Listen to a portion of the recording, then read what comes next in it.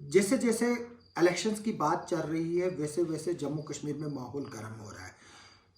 क्या बीजेपी जो है वो जय श्री राम का नारा लेकर और वंदे मातरम और नेशनलिज्म को लेकर जो है जम्मू कश्मीर में हुकूमत बना पाएगी, जबकि आप जो आम आदमी पार्टी है दिल्ली और पंजाब के बाद जो है जब उसकी नज़र जो है वो जम्मू कश्मीर पे है।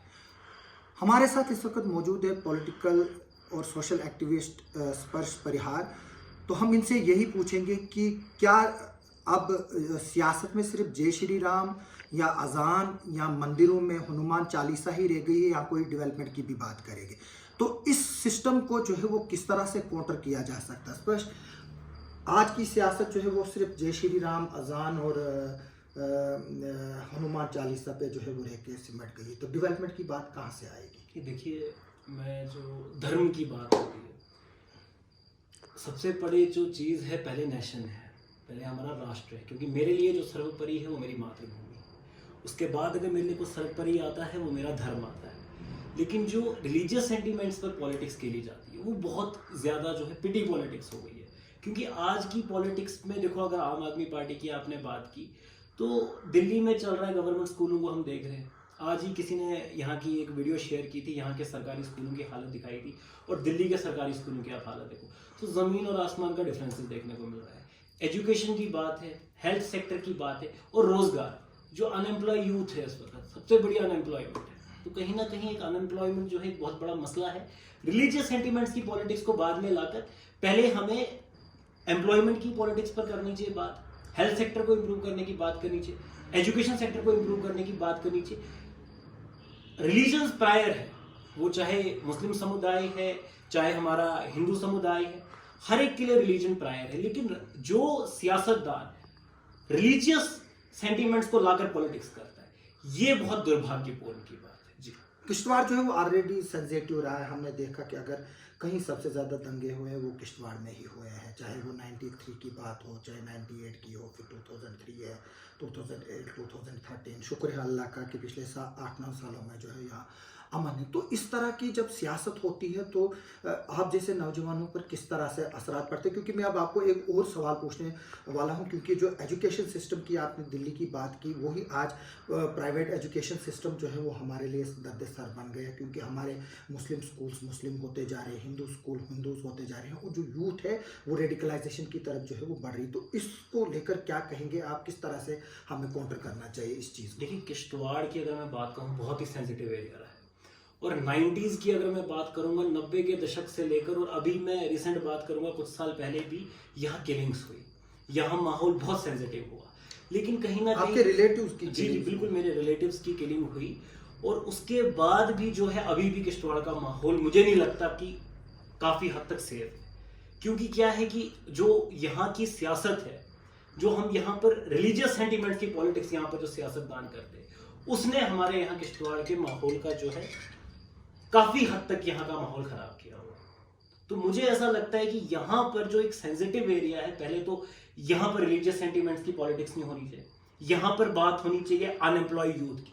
यहाँ पर सबसे दुखती नब्ज जो है युवाओं का वो बेरोजगार है। इतने प्रोजेक्ट है और इतने प्रोजेक्ट होने के बाद बेरोजगारी कितनी है वो पूरा किश्तवाड़ जानता है। लेकिन जब भी कोई रोजगार की बात करता है तो कुछ लोगों को बुरा लग जाता है कि उन्हें रोजगार क्यों मांगा। तो ये सब चीज़ें हैं। मुझे नहीं लगता कि इस सेंसिटिव एरिया में हमें रिलीजियस सेंटीमेंट पे जाना चाहिए। और मैं दोनों समुदाय से अपील करता हूं आपके माध्यम से, चाहे हमारे मुस्लिम भाई है, मेरे हिंदू भाई है, मैं सबको कहूंगा कि इस बार आप अगर वोट कास्ट करते हो तो वोट को कास्ट करने से पहले आप अपने बारे में सोचो, अपने भविष्य के बारे में सोचो। और सबसे बड़ी प्रायोरिटी अगर आपको रखनी है, कोई पहली प्रायोरिटी है, वो आपका नेशन है। हिंदुस्तान हमारा है, हमें हिंदुस्तान के लिए लड़ना है, सर्वोपरि हमारा धर्म रहेगा। लेकिन इस बार वोट अगर कास्ट करना है तो वो रिलीजियस सेंटीमेंट पे कास्ट मत करो। इस बार देखो कि आपका डेवलपिंग मुद्दा क्या है, एजुकेशन सेक्टर में कितना बूस्ट आया और कितनी एम्प्लॉयमेंट आपको मिली, तब जाकर आप लीडर को चूज करो। हमारा यूथ जो है वो ड्रग्स की तरफ जा रहा है, जैसे कि देखने में आ रहा है हर रोज़ जो है वो पुलिस जो है वो ड्रग एडिक्ट्स को पकड़ रही है, ड्रग कंसाइनमेंट पकड़ी जा रही है। आज भी पॉपिस ट्रक काफ़ी फील्ड में जो है वो डिस्ट्रॉय किया गया है। तो बात की जा रही है अनएम्प्लॉयमेंट की, लेकिन अगर देखा जाए तो सरकार कह रही है कि हमने कई लोगों को एम्प्लॉयमेंट दी, खासतौर पर हमारे किश्तवाड़ के पावर प्रोजेक्टों को बात कर रहे हैं। अगर अनएम्प्लॉयमेंट बढ़ रही है तो जो ये प्रोजेक्टों में काम कर रहे हैं वो कौन है? देखो, मैं बात करूंगा जम्मू संभाग की, और जम्मू संभाग में आपने देखा होगा कि वाइन शॉप, शराब ठेके खोले जा रहे हैं। एक तरफा हम कहते हैं हम ड्रग्स को खत्म कर रहे हैं, दूसरी तरफा हम जम्मू में आके हर एक चौक पर आप जितनी आगे जाओगे उतने आपको शराब ठेके मिलेंगे। लेकिन अफसोस की बात यह है कि जो हुकूमत में लोग हैं वही प्रोटेस्ट कर रहे हैं। मुझे परसों पार्डर में प्रोटेस्ट हो रहा है, बीजेपी का ही एक सीनियर लीडर वीडियो भेज रहा है। तो इस पर क्या ये क्या है, ये मुझे समझ नहीं आ रहा है। ये है लोगों को एक तरह का गुमराह करना। एक तरफा आप शराब ठेके जगह जगह खोलो, वही ना टोल प्लाजा लगते हैं, अब कहते हैं कि टोल अब तो प्लाजा हटेंगे, 15% और बढ़ गया, 155 हो गया। लेकिन ब्लेम डाला जाता है, भैया हम किसको पूछेंगे, क्योंकि इनडायरेक्टली डायरेक्टली सरकार, एलजी महोदय, सेंटर कौन चला रही है, यूनियन टेरिटरी है। अब ये तो समझाने वाली बात नहीं है, लेकिन मुझे ये समझ नहीं आता है कि एक तरफा हम कहते हैं कि हम युवाओं को ड्रग्स से दूर करेंगे और दूसरी तरफा हम जम्मू में हर जगह, हर 2 किलोमीटर भी नहीं आप जाओगे आपको शराब ठेके मिलेंगे। आप कच्ची छावनी में देख लो, लाइन में आपको 3 4 5 शराब ठेके मिलेंगे जगह जगह corner, with in 2 kilometre. Kishtwar में भी खुलने जा रहे हैं, डीसी ऑफिस के पास है, स्कूलों के पास है। ये मेरी एलजी महोदय सरकार से अपील है कि युवाओं का भविष्य जो है दलदल में ना डाला जाए। युवाओं का भविष्य जो है बहुत सुनहरा है, इनको एजुकेशन की तरफ लगाया जाए, रोजगार दिया जाए। पोर्टल खोलने से खाली रोजगार नहीं आएगा, रोजगार जो है, एजुकेशन जब तक इनकी बूस्ट नहीं होगी, जब तक इनका भविष्य बूस्ट नहीं होगा, अगर हम इनको ड्रग्स से दूर नहीं करेंगे, हम शराब ठेके कम नहीं करेंगे, तो मुझे नहीं लगता कि युवाओं का भविष्य जो है सुनहरा। पिछले दिनों एक फिल्म जो है वो चर्चा में रही, द कश्मीर फाइल्स, लेकिन जो वो विवादित फिल्म हो गई है और हालांकि गवर्नमेंट उसको प्रमोट कर रही है, अपोजिशन जो उसको अपोज कर रही है। हमारे यहाँ भी कहीं किश्तवाड़ फाइल्स हैं, चाहे वो हस्ती का किस्सा हो, चिरजी हो, कलिहांड हो, प्रेमनगर हादसे हो, बारशाला हो, तो सिर्फ कश्मीर क्यों बिक रहा है आज? नहीं, देखिए, कश्मीरी पंडित के साथ बिल्कुल कंडेमेबल है जी, जो 90 के दशक में ये चीजें हुई, नहीं सिर्फ उनके साथ ही नहीं हुआ, वहां पर सिर्फ उस शख्स के साथ हुआ जो आइडिया ऑफ इंडिया को बिलीव करता है। वही चीज देखिए, किश्तवाड़ की आप बात करते, मैंने आपको पहली लाइन में आंसर किया कि 90 से दशक को देखकर और आज तक देखा जाए, अभी बिफोर मैंने 2 इयर्स की बात की, तो किश्तवाड़ में आज भी इतनी रिसेंट किलिंग्स हुई। लेकिन अब ये क्या है कि देखो, कश्मीरी पंडितों का एक जिनोसाइड हुआ, हम लोग उनका यहाँ से क्या है कि हम लोग छोड़ के नहीं गए अपने घरों को, लेकिन कश्मीरी पंडितों के साथ ऐसा हुआ, जा तो रहे थे ना, उनकी महिलाओं के साथ, जा तो बेटियों के साथ ऐसे दुष्कर्म हुए हैं जो शायद मैं कहता हूं अगर कितना भी कश्मीरी पंडितों के लिए किया जाए वो कम नहीं है, क्योंकि बहुत ज्यादा गलत हुआ है। लेकिन उसमें भी साजिश देखी जा रही है कि ये जब ने किया था, लेकिन जो बताया जा रहा है कि मुस्लिम जो है वो वहां पर, क्योंकि आज भी रिकॉर्ड है, वो पंडित से काफी ज्यादा मिले, लेकिन फिल्म जो है वो सिर्फ कश्मीर पर ही क्यों बनती है, हमारी क्यों नहीं? देखिए, अच्छी बात है, फिल्म जो है अगर आज कश्मीरी पंडितों की फिल्म बनी है और कश्मीरी पंडितों का दर्द बया हुआ है सामने, तो जरूर अब देखो विवेक अग्निहोत्री को कश्मीरी पंडितों का दर्द, क्योंकि ऐसा है कि वो ऑल ओवर इंडिया का दर्द है, वो सामने आया। लेकिन अफसोस ये है कि किश्तवाड़ में क्या है कि हमारे यहाँ की किलिंग्स को इतना, क्योंकि मैंने कहा ना रिसेंट किलिंग होती है, मसले कहाँ वो भी दिखाई जाते हैं, एक्सपोज तो वो चीजें हुई नहीं ना, क्योंकि कौन मास्टरमाइंड रहे, जैशे मोहम्मद के आतंकवादी तो मार दिए गए, लेकिन जिन्होंने उनको पनाह दी किश्तवाड़ में, उन किलर्स को जिन्होंने पनाह दी, वो तो आज भी कहीं ना कहीं चैन की नींद कर रहे हैं। तो अफसोस इसी बात का है कि क्या आपको लगता है ये पॉलिटिकल किलिंग? नहीं, मैंने कहीं से ऐसा बयान नहीं दिया, ये है कि जो मास्टरमाइंड यहाँ पर रहे, जिन्होंने पनाह दी आतंकवादियों को, जिन्होंने उन किलर्स को पनाह दी, वो कहीं ना कहीं मुझे लगता है आज भी चैन की नींद कर रहे, क्योंकि हमारे ही इस किश्तवाड़ वैली में आकर इतना बड़ा कांड होता है, इतनी बड़ी किलिंग्स होती है, और उसके बाद वो एस्केप करके जाते हैं यहाँ से, तो कहीं ना कहीं ये बहुत काफी हमारे लोग मिले हैं, कहीं ना कहीं यहाँ पर ग्राउंड में किश्तवाड़ में ऐसा है, मुझे लगता है कि जो उनको यहाँ कोई ना कोई ऐसी शक्तियां और ऐसे ऐसे कोई लोग बैठे जो शेल्टर कर रहे हैं। नहीं देखो, हम कश्मीर फाइल की भी बात कर रहे थे, क्या इससे कश्मीरी पंडित को कुछ फायदा होगा? अल्टीमेटली विवेक अग्निहोत्री ने जो है वो 250 करोड़ का इस फिल्म ने बिजनेस किया, लेकिन जो फिल्म बनने के बाद सिवाय नफरत के हमें क्या हासिल हुआ? क्योंकि हम उसी को लेकर, कुमनल हारमिनी को लेकर भी बात कर रहे हैं। नफरत इस मूवी से कहीं से बयां नहीं हो रही है। कश्मीरी पंडितों के जो सेंटीमेंट्स जो हर्ट हुए, जो कश्मीरी पंडितों का जिनोसाइड हुआ, वो चीज दिखाई गई है इस मूवी में। और मुझे लगता है बल्कि पूरे हिंदुस्तान को, हिंदुस्तान के युवाओं को, हिंदुस्तान के बच्चों को पता होना चाहिए कि कश्मीरी पंडितों के साथ क्या हुआ। और वो दुष्कर्म जो है, मैं कहता हूं कि बुरा सपना भी वैसा ना देखा जाए। कंडेमेबल है, इसमें कोई वो नहीं, दो राय नहीं है। जहां कश्मीरी पंडित मारे गए, वहां पर जो आइडिया ऑफ इंडिया को बिलीव करता था, चाहे वो मुस्लिम था, चाहे सिख था, चाहे वो अयूब पंडित था, वो लोग मारे गए। अब हम बात करते हैं सियासत पर, हम लौट कर आते हैं डिलिमिटेशन।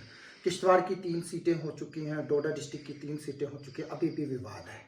बोंजवा को मड़वा के साथ जो है वो जोड़ा गया, पाडर को जो है वो पुछाल को पाडर के साथ जोड़ा गया। बताया जा रहा है कि कम्युनिटी बेस पे जो है इन सीट्स को डिवाइड करने की कोशिश की गई है। तो क्या लगता है आपको, क्या ये बीजेपी का प्लान कामयाब हो पाएगा?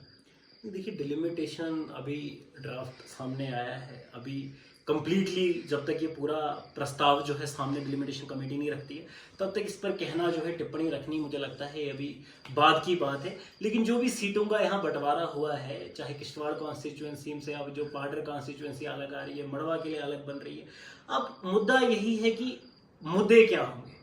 क्या वापस से रिलीजियस सेंटीमेंट्स पर पॉलिटिक्स होगी, या इस बार मुद्दे कुछ अलग होंगे? नहीं, लेकिन रिलीजियस ही तो बात चल रही है ना, क्योंकि रिलीजियस बेस पे ही तो सीटें काटी गई है ना। मतलब पाडर हिंदू डोमिनेटेड, किश्तवाड़ मिक्स, जो दूसरा वाला काफी वक्त से जो है पाडर के लोगों की एक इच्छा थी कि पाडर के लोगों की तरफ ध्यान नहीं दिया जाता था। तो ये जो बाइफरकेशन हुई है, ये कहीं ना कहीं ऐसा है कि अब अदर जो जैसे पाडर था, नहीं, मड़वा के लोगों की भी तो एस्पिरेशंस थी, तो मड़वा का अब इसके बारे में भी सोचा जाएगा, तभी उसको अलग से किया है ताकि जो वहां का रिप्रेजेंटेटिव हो, अब वो उनकी प्रॉब्लम्स को जाकर वहां समझे। बाकी डिलिमिटेशन मैं नहीं कहता हूँ कि काफी हद तक सही भी हुई है। इसमें बड़ी सारी चीजें जो पब्लिक डोमेन में जब आई, बड़ी सारी ऑब्जेक्शंस भी है, कहीं ना कहीं बहुत सी ऑब्जेक्शंस रहेगी, अदर पार्टीज अपोजिशन ऑब्जेक्शन डाल रही है। अब डिलिमिटेशन किस तरह से बनती है, वो प्रस्ताव तो हम आने का इंतजार कर रहे हैं, लेकिन वो आ चुका है ना। जी, अब पब्लिश होना बाकी है। पब्लिश होना, एग्जैक्टली। तो पब्लिश होने के बाद हम देखते हैं कि कैसे, क्या वोट कहाँ से कैसे हुआ है, कौन सी कम्युनिटी का वोट कहाँ रहा है, क्योंकि अभी अनुमान लगाना इतना जल्दी जो है मैं नहीं समझता हूँ कि सही है। तो आपको लगता है कि जो हिंदू वोट है वो बीजेपी है? नहीं, देखिए, ऐसा कुछ नहीं है। मुझे लगता है कि इस बार लोगों को, जो लोग हैं, वो बहुत अवेयर है। अगर मैं दिल्ली की बात करूं, अरविंद केजरीवाल की पार्टी बनी, पंजाब में आई, तो पंजाब में तो कोई सेंटिमेंटल वोट नहीं हुआ। पंजाब में एक तरफा वोट गया, वो डेवलपमेंट, एजुकेशन सेक्टर और हेल्थ सेक्टर को देखकर गया है। तो यूपी भी तो आया ना वापस, हालांकि वोट कम हो गए बीजेपी के। अब उत्तर प्रदेश में 2 तरह के फैक्टर थे। आप अगर उत्तर प्रदेश के पॉलिटिकल सिनारियो को पूरे तरीके से समझे, क्योंकि आप एक रिनाउंड जर्नलिस्ट है, तो मुझे ऐसा लगता है कि यूपी में भी जो वोटिंग मार्जिन रही है जीतों की, 2000 वोट, कंसीडर 165 के करीब सीटें जो है, 500, 1000 और 2000 वोटों से जो है वो बीजेपी जीतेगी। तो आप जो है वो इस वक्त जो है वो एकजुट के साथ भी जुड़े हैं, तो एकजुट का क्या प्रभाव रहेगा जम्मू में, जब आम आदमी पार्टी जो है वो हमने देखा पिछले दिनों काफ़ी कदम बढ़ा रही है, आपके लोगों को, लीडर्स को तो यहाँ आने तक भी नहीं दिया जा रहा है। देखिए, मैं एकजुट जम्मू ऑर्गेनाइजेशन को ज्वाइन किया था। उस ऑर्गेनाइजेशन को ज्वाइन करने का मोटिव था जम्मू डिवीजन के लोगों की आवाज़ को आगे रखना, क्योंकि मेरे लिए एकजुट जम्मू में भी मैंने यही चीज़ सीखी है। मेरा मोटिव भी एक ही है, क्योंकि मेरे लिए 3 चीज़ें सर्वोपरि रखती है: मेरा मातृभूमि, मेरा धर्म और मेरा समाज। एकजुट जम्मू ऑर्गेनाइजेशन से जुड़ने का जो एक मोटिव था, वो था जम्मू डिवीजन की बात को अपलिफ्ट करना। जरूरी नहीं है कि मैं एकजुट जम्मू से इलेक्शन को कंटेस्ट करूं।